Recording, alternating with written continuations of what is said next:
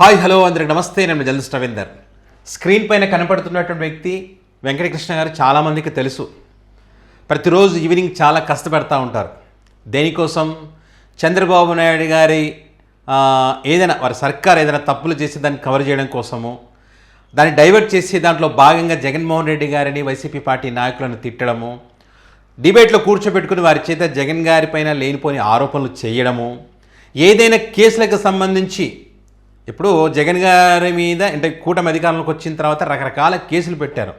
చంద్రబాబు నాయుడు గారు మర్చిపోయినా, చంద్రబాబు నాయుడు గారు పక్కకు పెట్టినా కూడా ఎందుకని జగన్మోహన్ రెడ్డి గారిని వదిలేశారని పైన కేంద్రాన్ని తిట్టడము, చంద్రబాబు నాయుడు గారిని తిట్టడం, అంటే ఈ న్యూట్రల్గా ఉంటారు ఏబిఎన్ టీవీ వారు అనేటువంటి ఒక అభిప్రాయాన్ని ప్రజలకు కల్పించేటువంటి ప్రయత్నంలో రకరకాలుగా మాట్లాడుతూ ఉంటారు. అలా రకరకాలుగా మాట్లాడే దాంట్లో ఒక వీడియో ట్రోల్ అవుతూ ఉంది సోషల్ మీడియా వేదికగా.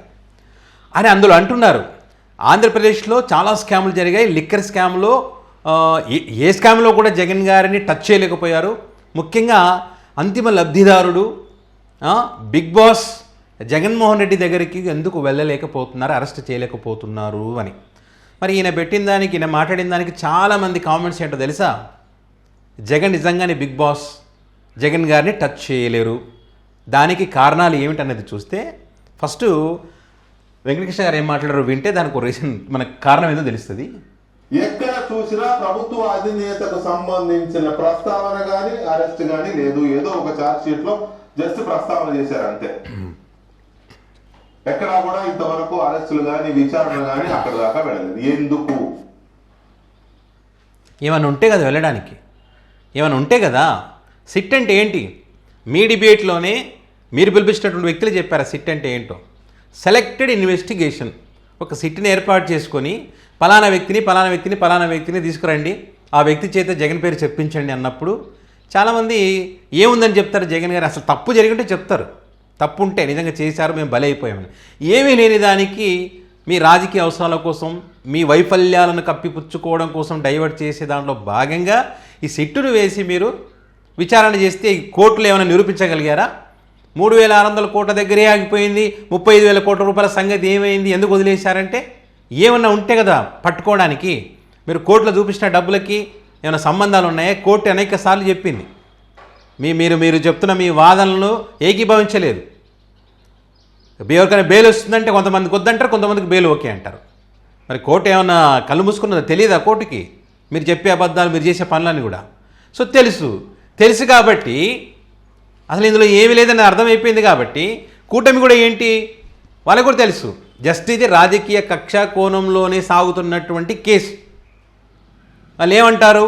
వైన్ షాపుల దగ్గర నగదు లావాదేవీలకు సంబంధించి 99,000 కోట్ల రూపాయలు ఏమైపోయాయని చెప్పి ఎవరు బీజేపీ పార్టీ పురంధరేశ్వరి గారు కానీ మరికొంతమంది కానీ కంప్లైంట్ ఇచ్చారంట కేంద్రంలో.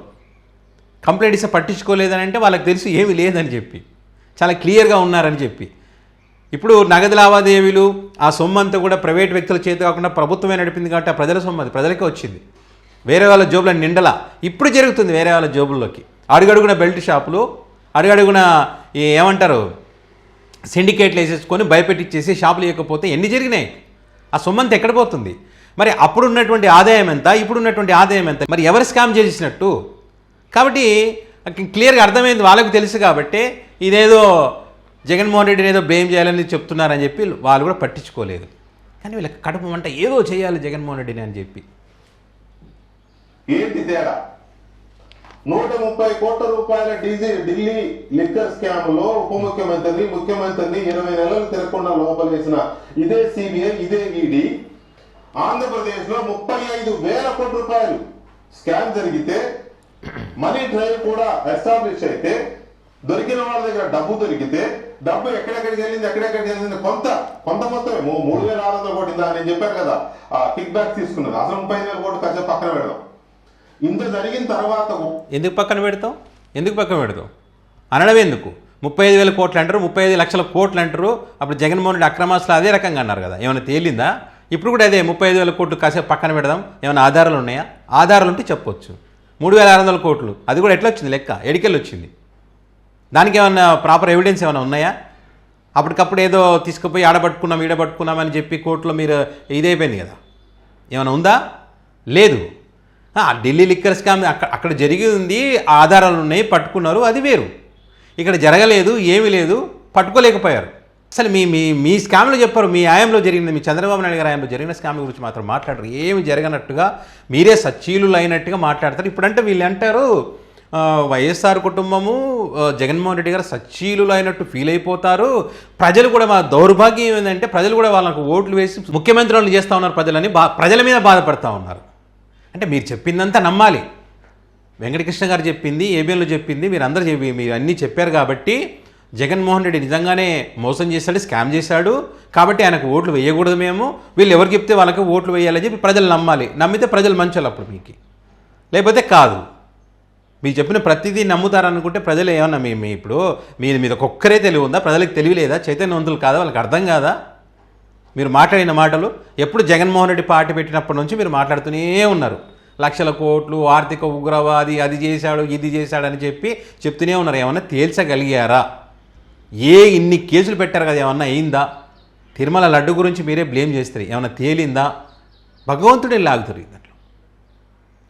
ప్రతిదీ కూడా మీరు ఏదైతే అన్నారో అదే మీ ప్రభుత్వ హయాంలో మీరు ఏదైతే చెప్తారో వాళ్ళ హయాంలోనే జరుగుతూ వచ్చాయి.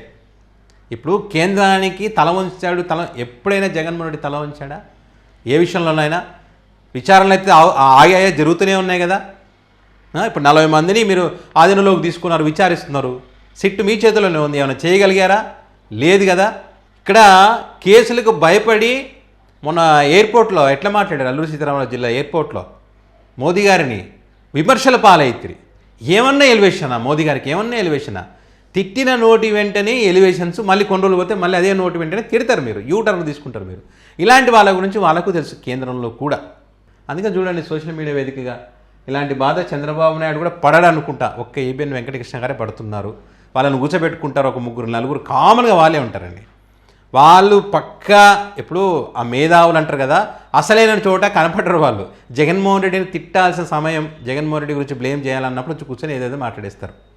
అంతే తప్ప వాళ్ళు సాధించింది చేసేది ఏమీ లేదు. 2024 సెప్టెంబర్ 23న ప్రారంభమైనటువంటి కేసు 26 జూన్ 2026 అంటే దగ్గరగా 2 సంవత్సరాల దగ్గర కావస్తుంది అనుకోండి. ఈ 2 సంవత్సరాల కాలంలో మీరే బాధపడుతున్నారు, మీరే చెప్తున్నారు ఏమైపోయింది కేసు, ఎక్కడ ఆగింది, మరి అసలైన బాస్ దగ్గరికి పోరా అంటే పోరు, ఆ బాస్ని టచ్ చేయలేరు. బికాజ్ ఇలాంటి అసత్య ఆరోపణలు చేసినప్పుడు అక్కడ ఏ బాస్ ఉన్నా ఎవరున్నా కూడా ఎవరు టచ్ చేయలేరు.